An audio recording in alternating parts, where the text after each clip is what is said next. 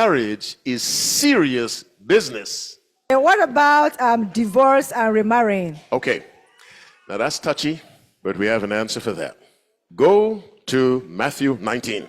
Let's read from verse 3. The Pharisees also came unto him, verse 3, tempting him, and saying unto him, what? Is it lawful for a man to put away his wife for every cause? Keep reading. And he answered and said unto them, what? Have ye not read that he which made them at the beginning made them male and female, and said what? For this cause shall a man leave father and mother, and shall be, and they twain shall be, wherefore they no more twain, but one flesh. What therefore God hath put together, let not man put asunder.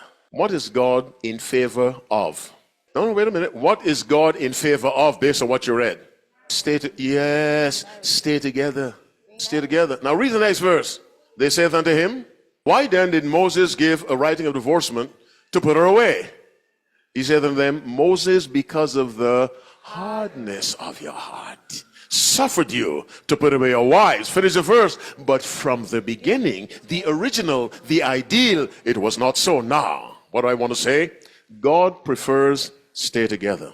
Sometimes that's not practical or wise because of the severity of the situation. So the Bible allows divorce in case of sexual immorality or some violation of the marriage vow. It's broken. The innocent person can remarry. The guilty person cannot. Well, should not, because they do, but should not. Are you with me? The guilty person must remain single if he or she is still a member of the church.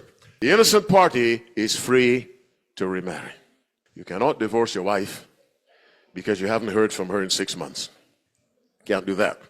Or your husband went away to work in an oil field in Saudi Arabia. You haven't heard from him in 5 years. No, you can't divorce him. There's one clear biblical reason for divorce, and otherwise supports it. That is adultery, sexual immorality. Not the fact that the man has lost his six-pack. You cannot divorce him for that.